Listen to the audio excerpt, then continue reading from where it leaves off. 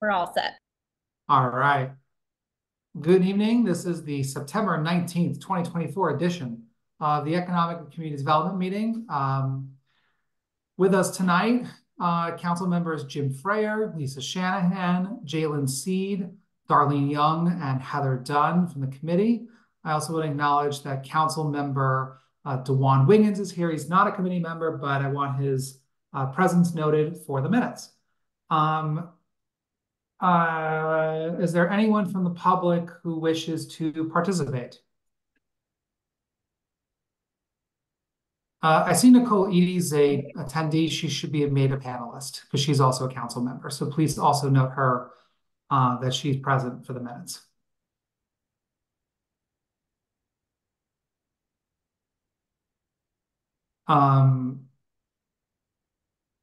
Going once?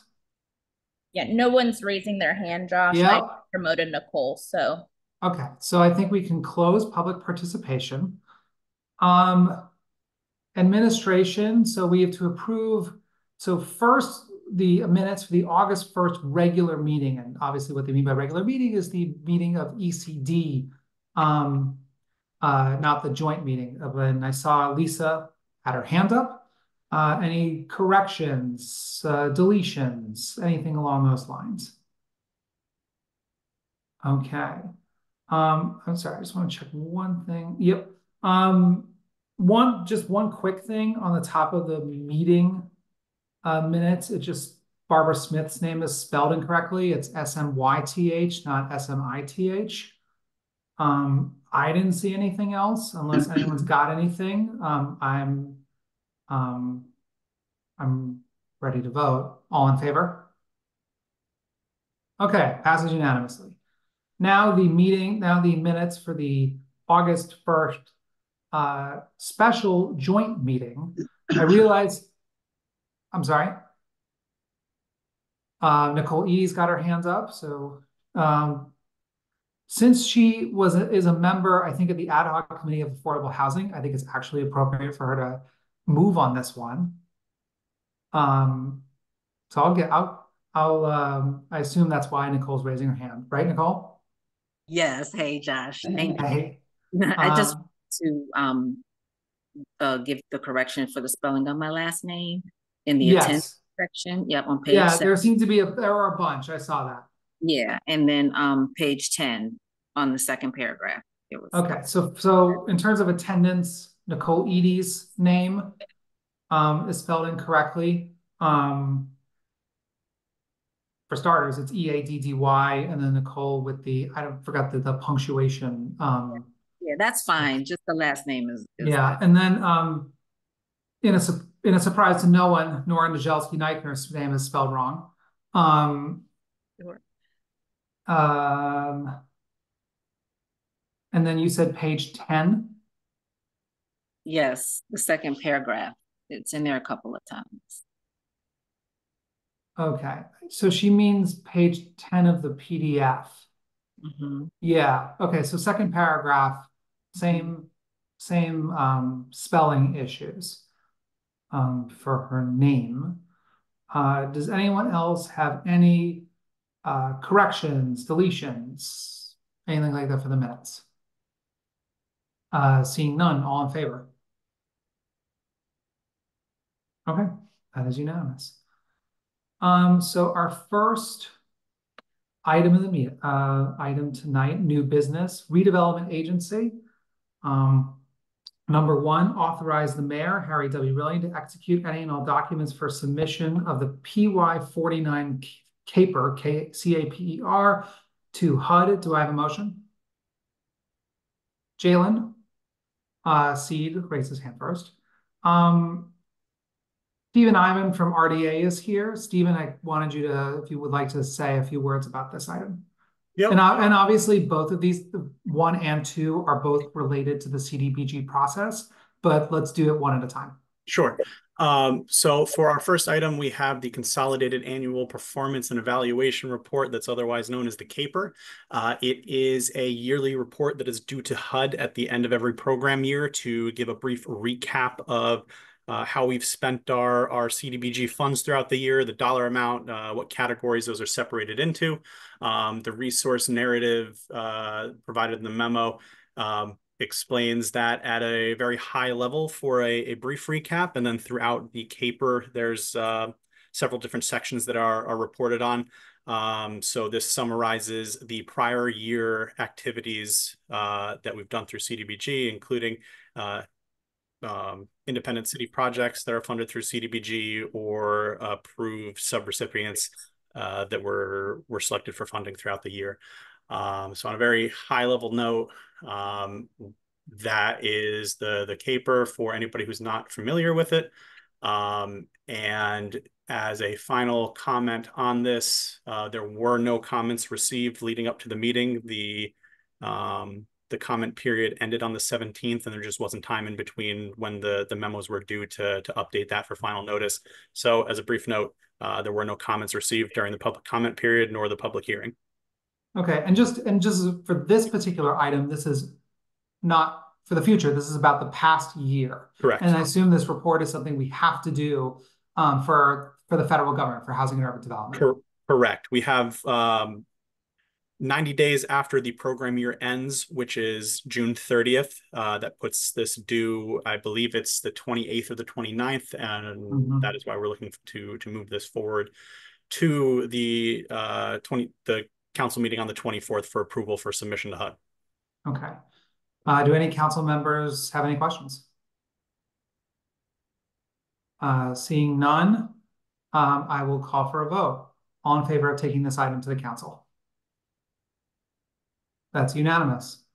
Okay, so now, Stephen, let me read it first. But item 2, authorize the mayor, Harry W. Rilling, to execute an agreement for a 5-year extension of the contract designating the Norwalk Redevelopment Agency as the administrator of the city's annual CDBG entitlement grant. Do I have a motion for this item?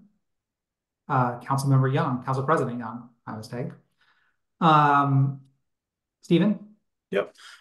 So the way that we've been operating with the city as the administrator of the CDBG funding, the 5-year or the agreement that's proposed is just to renew that authorization to allow us to act in accordance with the city and the similar processes that you guys have seen. We do need to renew the authorization in order to advance forward. HUD is requesting this as part of the yearly process since it is due for renewal. The previous agreement back in 2019 was drafted by Darren Callahan. We'll propose the same thing to them with authorization from the ECD committee and Common Council. We'll take care of the legal request to the city and have a almost identical agreement as the last time around. So this one's, I think, relatively basic. If you guys have any questions about this, we're happy to answer anything. If there's any questions about the amount of time, or you're looking to extend the amount of time to maybe do this a little bit less often, we're also open to that. Just in order to not, mix things up, we've submitted the same 5-year extension as the previous term. Do any council members have any questions? Seeing none, I will call for a vote. All in favor? Okay, passes unanimously. Thank you, Stephen. Thank you, everybody. Okay, so now we're moving on to 2B, Economic and Community Development. Item 1, authorize the purchase of a 2024 Pac-Man landing craft for the Harbor Master from Munson Boats in an amount not to exceed $198,149 via sole source procurement, account number noted. I see that Owen Lee is here to discuss this item. And Owen, I want to give you the opportunity to discuss, brief us on this item. We have to move this first? Oh, yeah. I always forget this. Lisa. I always forget. You know what? It's usually Barbara who reminds me. So Jim, yeah, I know. I appreciate the save. I'm not perfect. I do my best. That's what I tell Barbara. But it is so moved. Owen, the floor is yours. Hello. I'm Owen Lee, the Deputy Harbor Master for the City of Norwalk. The City of Norwalk Harbor Commission and Harbor Master are looking to purchase a Munson landing craft style boat to replace our 28-year-old vessel, or more actually, that's currently in use. And this vessel would do many things for us, one of which is it would allow us to not only beach a vessel and effectively take people off islands and things like that, but it'll allow us to move many of our moorings that we have in an emergency around. And the vessel is considerable in size to the same vessel to what we currently utilize. And it'll be aluminum vessel, so we can leave it in the water without worrying about any frost issues or any hull plugs blowing or anything like that. So it would greatly improve not only the Harbor Commission management standpoint, but also a law enforcement standpoint as well. Thank you, Owen. I see Councilmember Freyer's got his hand up. Jim? Yes, thank you, Owen. Owen and I had a nice conversation about this the other day, because I was a little skeptical about the need for this kind of a design, but he gave me enough information that I fully back this. I think it's if anybody is stuck on those islands, or if you have to get to one of the islands, it's not always easy to beach a normal boat. So having the door that will flop down on the shore, you can get over any rocks or anything, which anybody that's been to any of the islands knows there's plenty of rocks to climb over. So I think it's very good. Also, it has a davit on board that will be able to lift moorings and move moorings around when the need arises, which the current vessel it does not have. This has a lot more safety equipment on it. It's a rugged boat. I've seen videos of it, and I think it's probably the right way to go. And it's also, in the great scheme of things, relatively inexpensive, even at $200,000. The only reservation, and I think Owen would agree with me, is that for maintenance of this, the city should probably start to look at maybe a designated marina to do the maintenance and include not only this vessel, but the police boats and the fire boats as well. All too often, I think the police, firemen, and the harbor manager may do some of the maintenance work on their own.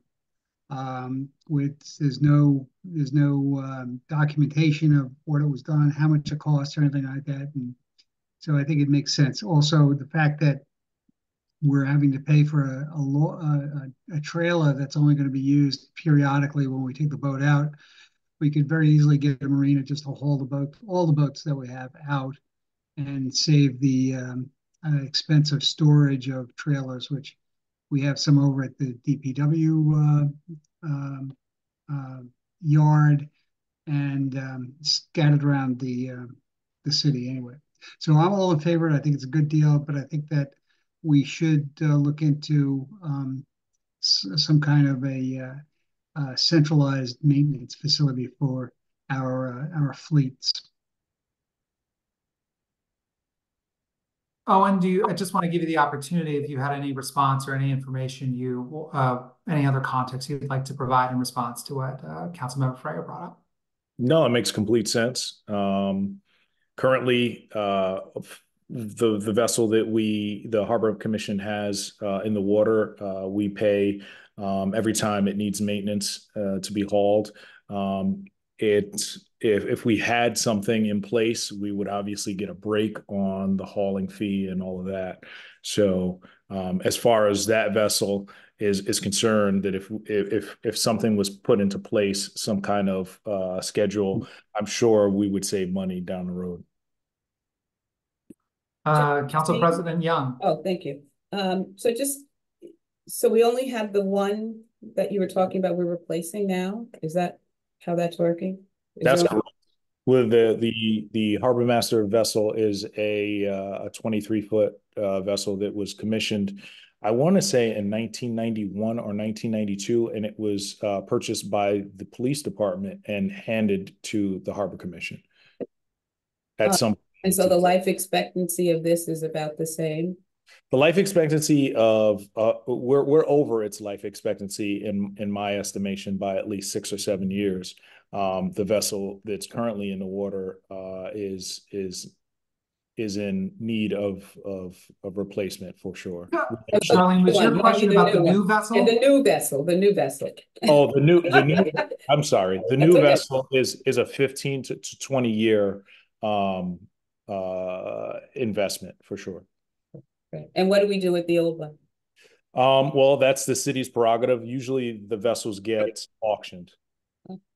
And which I believe we've done with old police boats. Yes. That's a common practice that the city's engaged in for a very long time.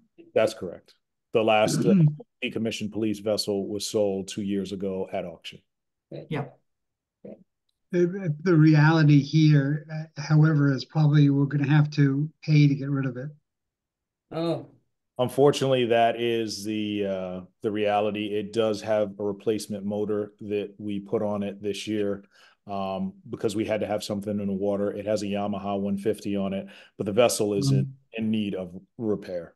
And I would imagine, I mean, is there any value in terms of stripping it for parts, or is there any real value? The value is in the motor. The value is the motor is probably worth $6,000 to $7,000. The vessel, not so much.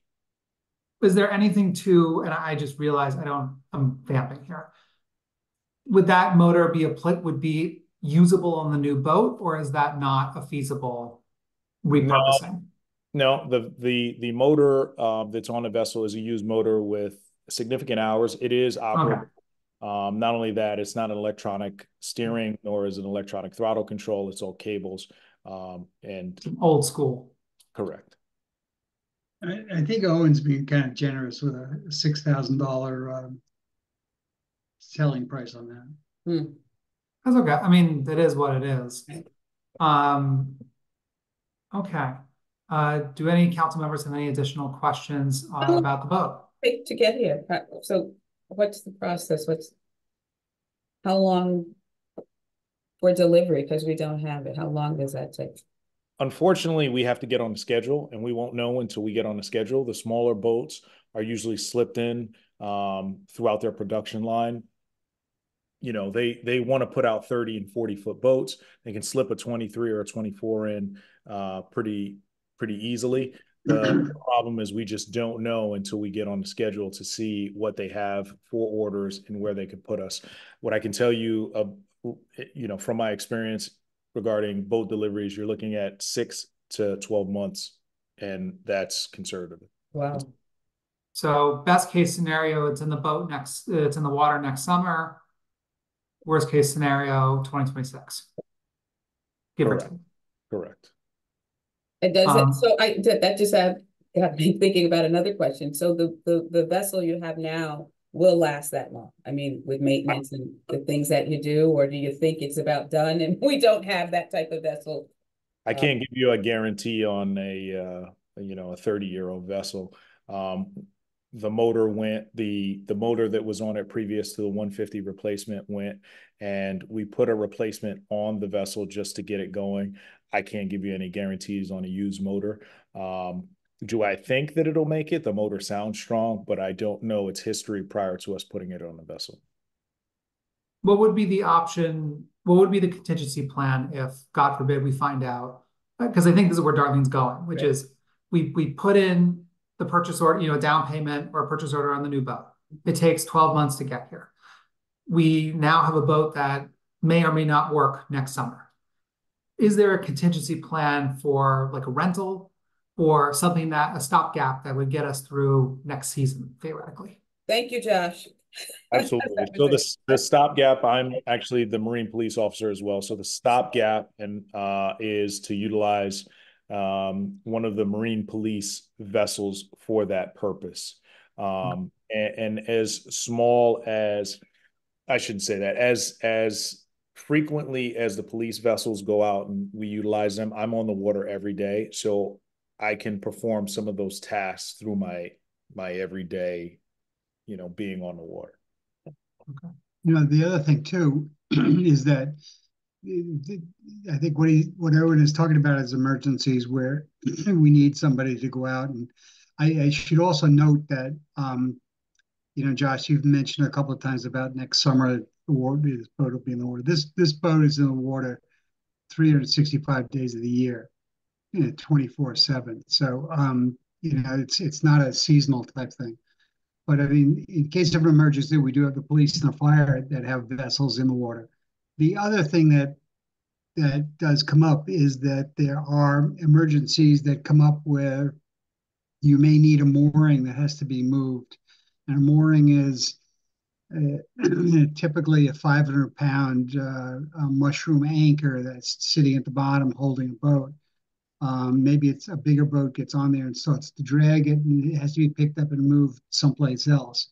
In that case, there are other services in the city that can come and move those moorings around, replace the moorings. But once again, then the city has to pay for that service. And they're not going to be able to do it.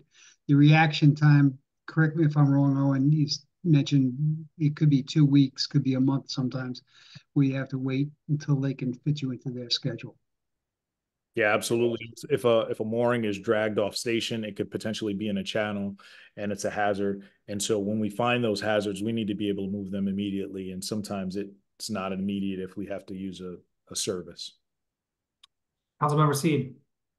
So with those, sorry, just me not knowing, with these services, like if we have to do a rescue or we have to replace or change a mooring, is there a fee that's charged to the person that we have to rescue or the boat that we have to change? Is there a fee structure? I know like the Coast Guard, they charge if they have to go out and do a rescue. So to my knowledge, the Coast Guard does not charge, nor do we. The city of Norwalk doesn't charge for any rescues. If there is a vessel on an island that has beached itself due to negligence or something like that, the city tries to recoup those funds from that individual. But as far as a rescue or moving a mooring 25 feet left or right, there is no fee associated with that I know of. If a boat does get disabled out in the harbor, there is a sea tow that'll go out and tow them in, but that's what they will have to pay for. Thank you. Okay. Are there any other questions? If not, then I will call for a vote. All in favor? This item passes unanimously. Thank you, Owen. Thanks, Thank Owen. Thank you. Okay. Item 4, and our last item for this evening.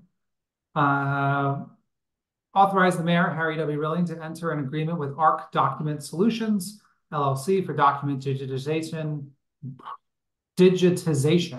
and cataloging in an amount not to exceed $284,995.50. Do I have a motion? Lisa. Sabrina, this is yours, right? Yes, it is. So I'm here to present tonight the document digitization project. So we actually touched on this, I believe it was 2 meetings ago when we were talking about the online permitting and licensing process that the city is embarking on.